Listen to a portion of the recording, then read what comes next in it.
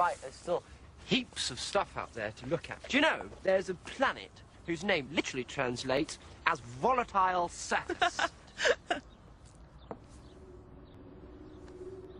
Or maybe there's a bigger, scarier adventure waiting for you in there.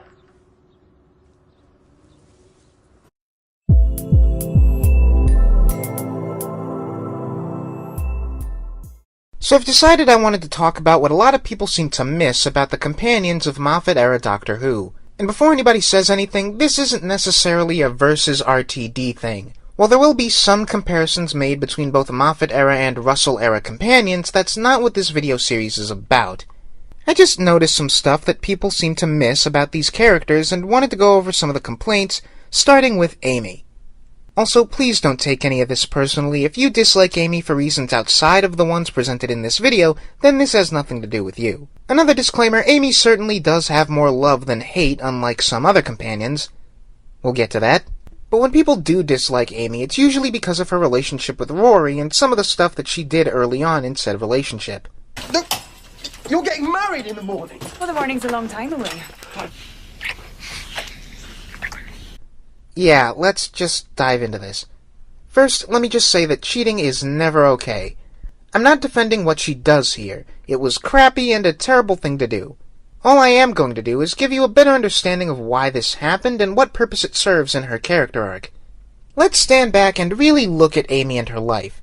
She's stuck in a boring town, there's no excitement, everyone knows each other, and she's marrying the only guy in town who seems interested, as far as we know.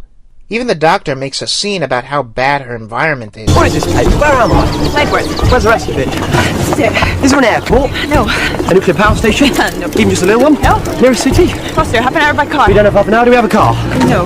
Well, that's good. Fantastic, that is 20 minutes to save the world. And I've got a post office. And it's shut. And here comes the doctor himself. He's full of wonder and excitement, and most importantly, the doctor represents Amy's lost childhood. We see that while Amy is an adult, she's pretty immature and doesn't seem to want to grow up. She makes spontaneous decisions out of boredom instead of out of responsibility, like a child. This is something that only gets reinforced as we see more of Amy and her environment throughout Series 5, particularly in the episode Amy's Choice. In one of the dream worlds in that episode, she says she decided to have a baby out of boredom. That's not a mature or debatably even sane reason to bring a baby into this world. Go slightly backwards to the episode Flesh and Stone, and her actions are consistently, brash. Deciding to sleep with the doctor before her wedding night, Amy is once again making decisions like a child. But you see, that's the whole point. Amy's story arc is about her growing up and moving beyond her arrested development. Her storyline reminds me a lot of Buffy the Vampire Slayers. The whole point of that show was learning to grow up and accept adulthood.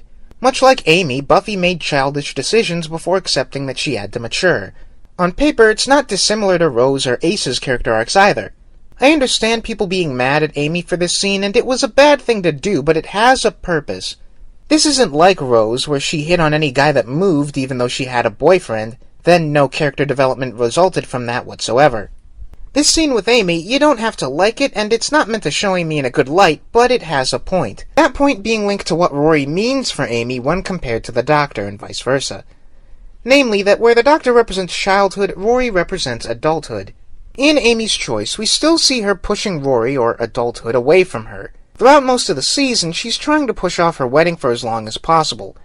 Being committed to Rory is her first real step in growing up, and if Amy's Choice is anything to go by, Amy sees married life in her hometown as something like a no-thrills purgatory. It's easy to forget because this is a tidbit of Amy's character that never comes up past the 11th hour, but she's been through a multitude of psychiatrists trying to erase the idea of the Doctor from her head. You hit me with a cricket bat. 12 years. A cricket bat. 12 years and 4 psychiatrists. Oh. I kept fighting them. Why? They said you weren't real. And conflating the Doctor with her childhood, it makes perfect sense that life in the environment where she grew up would scare Amy. Especially after the Doctor comes back and it turns out that the life of adventures and childish wonder is something she really could actually have but then lose. In Amy's Choice, when Rory says that they have to grow up, Amy won't even look Rory in the eye and instead chooses to go into denial. When Rory dies in the dream world, however, Amy wants him back at any cost. As is often the case with children, the death of a loved one whose presence she took for granted is Amy's first step into adulthood, and also the first time that Amy shows her dedication to Rory. More on that later. After Amy runs the van into the house, I'm pretty sure she wasn't going anywhere near fast enough for that crash to be fatal, but dream logic, whatever, Amy has made her choice and commitment to Rory/growing up. But while Amy is dedicated to Rory, it's still only a baby step for her overall maturity. She hasn't given up the TARDIS or the Doctor yet, and she still puts the Doctor on a pedestal to a point. The Doctor's been part of my life for so long now, and he's never let me down. Even when I thought he had, when I was a kid and he left me. He came back. He saved me. And now he's going to save you.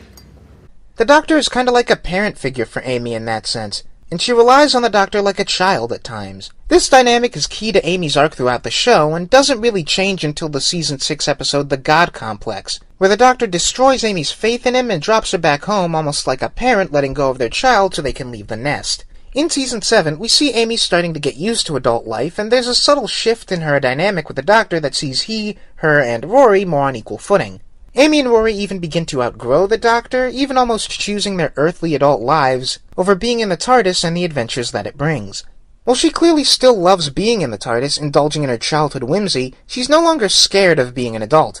Her and Rory's penultimate episode is all about being able to balance both lives by confidently journeying with the Doctor on adult terms, as being an adult means being able to indulge in childish things with enough control and maturity that you never go overboard, which is exactly what Rory's father Brian describes at the end of the episode. By now, you get my meaning. Amy's arc throughout all 3 series is a journey from a childhood to adulthood, so it's not just careless writing that has her making profoundly childish decisions early in Series 5. And by the time we get to the Power of 3, her story arc is basically complete. The other reason some people hate Amy is that they feel she doesn't love Rory as much as he loves her, with some even believing she still wants to be with the Doctor romantically. I've legitimately even read Doctor Who novels where the writer took this approach. This I never understood. Amy never shows any romantic interest in the Doctor after the episode Amy's Choice. Even after Rory temporarily died and Amy lost all memory of him, she still never hit on the Doctor. The most we got was a joke at the end of the Season 5 finale where she says the Doctor is free to kiss the bride. The only other time it even came close was the 6th season opener, and all that ended up being was a fake-out, with Amy having really been talking about Rory the whole time. The fact is, since about the middle of Season 5, Amy has shown nothing but dedication to Rory and their relationship. In Amy's Choice, she'd rather be dead than live without Rory. In the Pandorica Opened, she stays with Plastic Rory in a last-ditch effort to keep him from turning into a mindless drone. She knew this was dangerous and even ends up giving her life over her faith in her fiancé. In The Doctor's Wife, when she has to think of a memory associated with bliss, she thinks of the wedding that she used to dread implicitly. In The Girl Who Waited, the younger Amy doesn't bring up reasons to save herself in the effort to get her embittered future self cooperating. She brings up how this will all affect Rory. She talks about the reason she loves him and why he's worth a sacrifice. Older Amy ultimately does sacrifice herself so Rory can grow old with the younger Amy. She even names her robot Rory. And before anyone says, well, that was the older Amy in a different timeline, that doesn't matter, it's the same person. There's no doubt in my mind the younger version would do the same thing. Amy even tries to break up with Rory because she thinks she'll never be good enough for him or can't give him kids. Yeah, there's a host of problems with that whole thing, but it still shows how much she loves him, in a roundabout, contrived way. Amy's dedication to Rory is the whole reason she ends up leaving the TARDIS. She took a huge chance by letting the angel take her, but she did it because she couldn't stand to be without him. She even jumps off a building with him because, in her own words, it's together or not at all. Yet despite all this, many people to this day said she could care less about Rory and Rory loved her more because he guarded the box. Now, I'm not taking what Rory did away from him.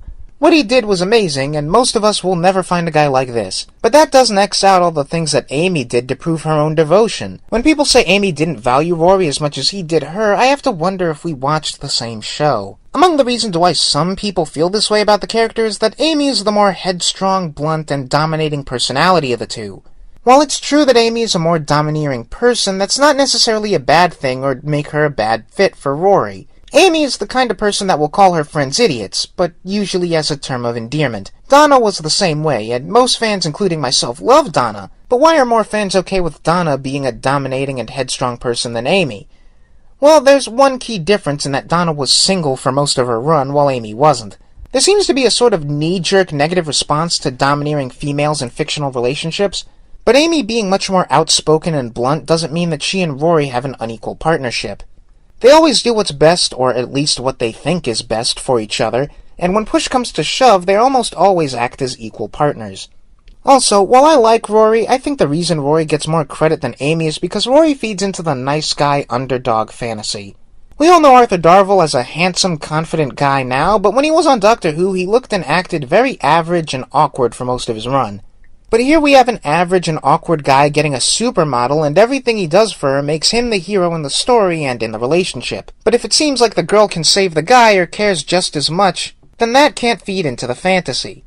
At the same time, this also goes against the stereotype that someone can be dominating while still loving and caring for their partner.